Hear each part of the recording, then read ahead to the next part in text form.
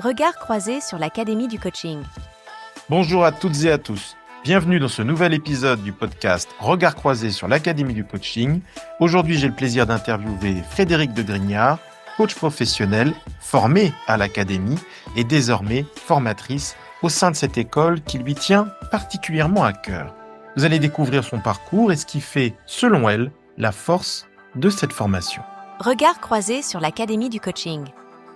Frédéric de Grignard, bonjour. Bonjour David. Merci beaucoup de répondre à cette interview pour mieux comprendre, mieux connaître l'Académie du coaching. Alors, avant de parler de l'Académie, j'aimerais savoir, est-ce que tu peux nous dire quelques mots sur ton parcours avant de rejoindre l'Académie du coaching ? Oui, bien sûr. Alors moi, j'ai passé presque 20 ans dans le management des ressources humaines. Alors c'est peut-être pas étonnant, je crois que il y a pas mal de personnes qui viennent des ressources humaines au coaching. Donc 20 ans dans les ressources humaines, dans des structures internationales et dans différents rôles qui ont tous été marqués par des changements d'organisation, des réorganisations. Et finalement, l'accompagnement des équipes a toujours été au cœur de mon métier et puis finalement ma priorité. Et quand je dis accompagnement d'équipe, je veux dire de façon très concrète, être présente à leur côté, écouter, essayer de comprendre leurs enjeux, essayer de trouver des solutions aussi pour des managers, mais pas uniquement des managers, finalement très seuls dans leur parcours. Il y a eu un tournant en fait important dans ma vie professionnelle et personnelle. C'est une expatriation au Brésil. Nous sommes partis en famille pendant 4 ans de l'autre côté de l'Atlantique et là j'ai pris des responsabilités importantes dans une ONG franco-brésilienne. Et c'est à ce moment-là, en fait, que j'ai pris la décision de me former au coaching en me disant, quand je rentrerai en France, je ne veux pas retourner finalement dans le monde de l'entreprise. J'ai envie de me dédier vraiment à ce qui constitue mon moteur, c'est-à-dire accompagner l'autre finalement dans ses défis, dans ses enjeux, qu'ils soient professionnels, interculturels aussi avec cette expérience de l'expatriation. Parce que cheminer tout seul, en fait, c'est très difficile. Donc voilà pour cette expérience avant l'académie. De fait, tu t'es formé au coaching au Brésil, c'est-à-dire à l'étranger, ou tu as attendu d'être revenu en France pour te former au coaching ? Ah mais non, j'ai attendu d'être rentrée en France, mais c'est une question intéressante parce qu'effectivement, je me la suis posée. J'avais plus de temps là-bas, donc ça aurait pu avoir du sens de former au Brésil. Alors, la première chose, c'est que je crois que ce type de formation, c'est important de le faire dans sa langue, même si je parle couramment portugais. Voilà, ça aurait été très compliqué de trouver toute la subtilité en fait dans une langue étrangère, ou j'aurais pu la faire en anglais aussi. Mais donc je savais que c'était une formation que j'allais faire en rentrant en France, et donc c'est à ce moment-là que j'ai croisé l'Académie du coaching. Et de toute façon, je connaissais déjà, j'avais entendu parler de l'Académie du coaching, et l'enseignement de l'Académie se fait en présentiel et pas à distance. Donc de toute façon, il fallait patienter pour se former à l'Académie du coaching. Donc je l'ai fait à mon retour en France. Et alors, c'est en quelle année que tu t'es formé à l'Académie, du coup ? C'est en 2016, donc ça commence à remonter un peu. Promo 25. Ce qui est intéressant, c'est qu'ils ont reconnu en toi ta capacité à transmettre, en tout cas à avoir bien intégré un certain nombre de concepts, puisque par la suite, t'ont proposé, j'imagine, de devenir enseignante, formatrice à l'Académie. Oui, alors ça a fonctionné ici dans les 2 sens. Je pense que j'étais partante. J'ai trouvé ça difficile justement à la fin de ma formation de me dire: «Oh mais c'est fini», et j'avais vraiment envie de garder le lien. Donc à l'époque, j'avais dit à François Souven, voilà, si je peux être utile en tant que facilitatrice, pourquoi pas? Donc voilà, c'était un mouvement qui s'est fait des 2 côtés. Et effectivement, je pense que j'ai toujours été très engagée, depuis le début, en tant qu'élève et puis aujourd'hui en tant qu'enseignante au sein de l'académie. Alors, je vais le dire autrement, en fait, Frédéric, mais quelles sont les valeurs défendues par l'Académie que tu partageais et qui t'ont donné sans doute envie aussi de prendre part à la formation pour celles et ceux qui veulent devenir coach ? Alors des valeurs, il y en a pas mal, mais déjà moi je pense que la première chose qui me vient à l'esprit, enfin en tout cas, je sais pas si c'est une question de valeur, mais c'est plutôt une question d'approche, je reviendrai après sur les valeurs. C'est l'approche, centrée sur la personne de Carl Rogers qui façonne en fait vraiment la pédagogie de l'Académie du coaching.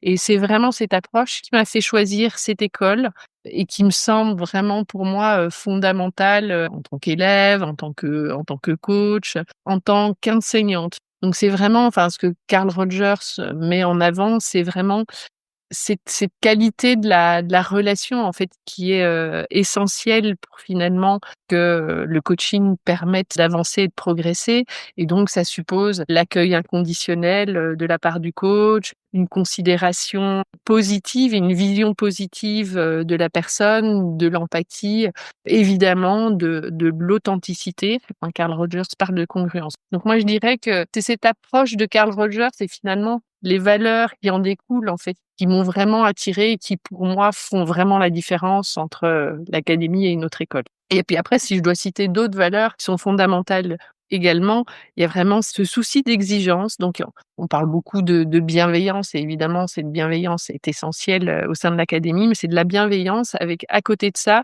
beaucoup d'exigence, une volonté d'excellence et puis vraiment de la solidité puisque l'histoire de l'école montre aussi qu'il y a eu, justement des évolutions, des changements de personnes, mais en même temps, l'école est toujours là depuis plus de 20 ans, donc elle résiste finalement au temps, aux modes, grâce à cette approche, je pense, qui est, voilà, tellement, spécifique à l'académie et tellement indémodable, je dirais.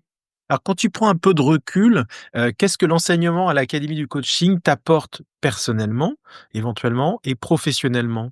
Bah, ce que ça m'apporte, j'ai envie de dire, c'est tout simplement déjà, de la formation continue. Moi, ce que je trouve extraordinaire, c'est que finalement, j'ai l'impression de continuer à apprendre au fil du temps. J'apprends alors évidemment les élèves, apprennent aussi dans ce cursus au sein de l'académie. Il apprend de chaque enseignant, mais chaque enseignant, enfin en tout cas moi personnellement, j'ai l'impression de m'enrichir en fait, énormément de ce que chacun apporte dans sa singularité, de coach, dans sa singularité, de personne. Donc voilà, pour moi, c'est un cheminement qui ne s'arrête jamais et je crois que de façon générale, être coach, ça suppose aussi d'être vraiment, humble et d'accepter finalement que, on est en apprentissage permanent, qu'on n'arrive jamais à la fin d'un chemin en fait, et je dirais qu'à la limite, plus on avance, plus on voit le chemin encore à parcourir. Donc voilà, c'est ce cheminement que je fais, en tant qu'enseignante justement et ce cheminement que je continue à faire dans mon métier d'enseignante et dans mon métier de coach.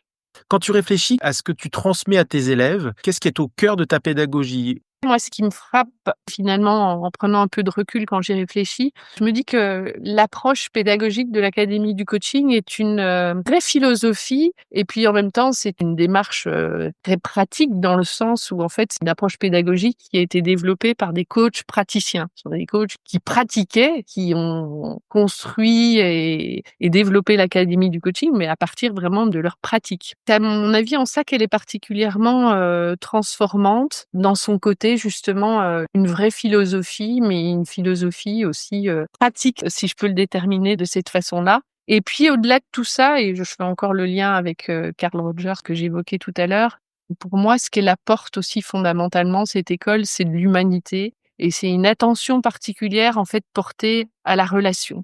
Et aujourd'hui, finalement, dans un monde, complexe, individualiste, je me dis que cette question de la relation est peut-être ce dont nous avons besoin, en priorité. Si tu devais, décrire l'ADN, les spécificités au fond de l'académie du coaching en 3 mots, lesquels choisirais-tu et pourquoi? Bah, je dirais l'humanité, je viens de le dire, l'humanité, l'exigence, l'excellence aussi. Il y a peut-être autre chose que j'ai pas encore évoquée jusqu'ici, c'est la notion de compagnonnage. À l'académie, en fait, les enseignants sont des coachs praticiens et ils forment leurs futurs pairs. Donc il y a cette idée justement, des compagnons et de dire, finalement nous sommes là aussi pour, former des coachs avec lesquels, bah, nous allons peut-être travailler demain ou en tout cas, voilà, qui seront, coachs dans la vie de tous les jours. Donc cette notion de compagnonnage aussi est importante. Et alors, quel est ton plus beau souvenir d'enseignement à l'académie?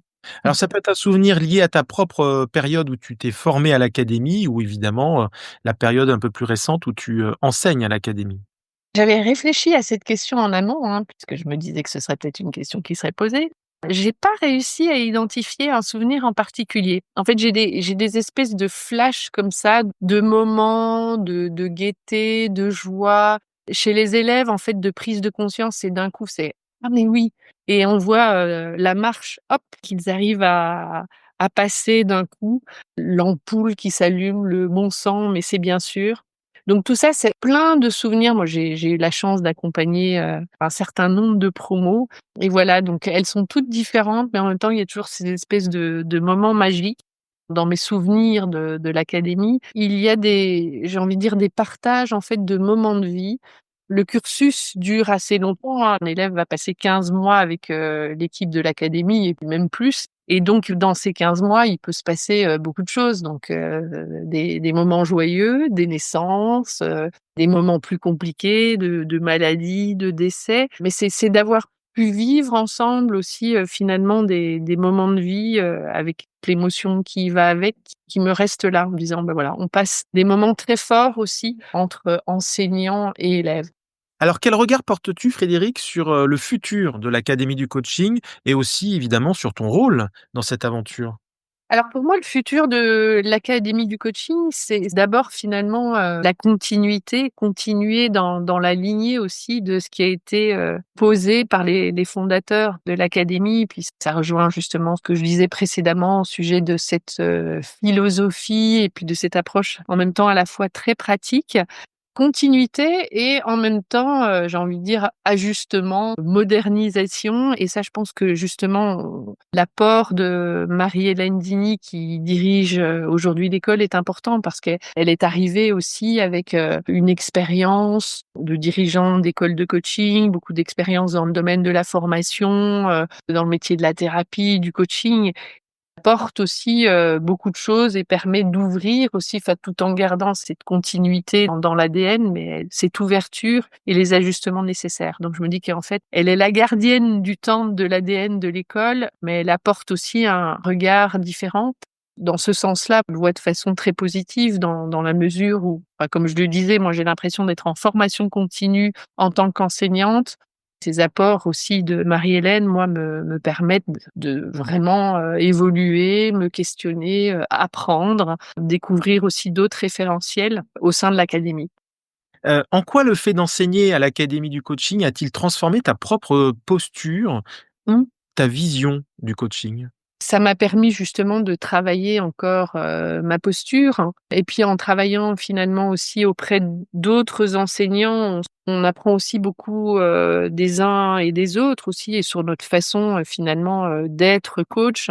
Donc voilà, c'est cette idée de développement professionnel finalement, continu. Ce que je disais aussi, tout à l'heure, c'est que être coach, ça suppose aussi beaucoup d'humilité. Le chemin, et la progression, en fait, sont toujours là. Enfin, il y a toujours moyen aussi de se connaître encore davantage, de travailler encore davantage, de prendre encore, plus de recul, de travailler sa pratique.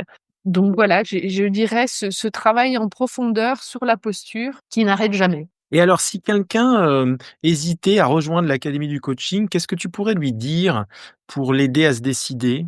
Je pourrais lui dire beaucoup de choses pour expliquer en quoi justement, l'école est différente d'autres écoles. Mais si je devais le résumer en une phrase, alors c'est une phrase que je reprends de Marie-Hélène, c'est l'école où vous apprendrez à être coach et non pas une école où vous apprendrez à faire du coaching. Dans cette question d'être coach et cette question de posture de coach est vraiment, fondamentale et c'est ça qui fait vraiment la différence entre, l'académie et une autre école. Alors évidemment, je suis une ancienne élève, je fais partie de l'équipe enseignante, donc on peut se dire que je manque d'objectivité, mais je dis souvent à des personnes qui viennent se renseigner auprès de l'école que vraiment ils peuvent être sûrs que je suis totalement objective quand je dis que cette école a vraiment une différence et qu'elle est beaucoup liée justement à cet apprentissage, de la posture et au fait qu'on apprend à être coach et pas faire du coaching.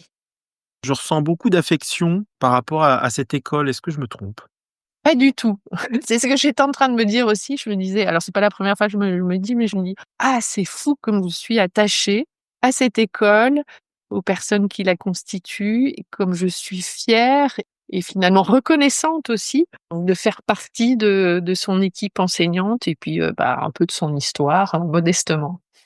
Est-ce que tu arrives à identifier pourquoi tu as cette affection si particulière et qui semble, j'ai envie de dire pérenne, puisque ça fait un petit moment maintenant que tu as été formé dans cette école et aussi un petit moment que tu enseignes? Qu'est-ce qui pourrait expliquer, ce lien particulier, singulier et fort vis-à-vis de cette école? C'est lié à cette question justement de la relation. François Souven a écrit ce livre sur, l'intelligence de la relation. Je pense qu'au début, finalement, je comprenais pas. Enfin, je me disais: «Oui, bien sûr», mais je ne mesurais peut-être pas à quel point c'est important, en fait. Finalement, ce qu'on a à nos élèves, c'est-à-dire, construire cette, relation de confiance aussi avec leurs, futurs coachés, beh, en fait, c'est ce qu'incarnent les personnes qui constituent l'académie du coaching. C'est cette humanité, c'est cette capacité à être vraiment dans la relation. Pour moi, voilà, il y a quelque chose de très congruent, de très authentique.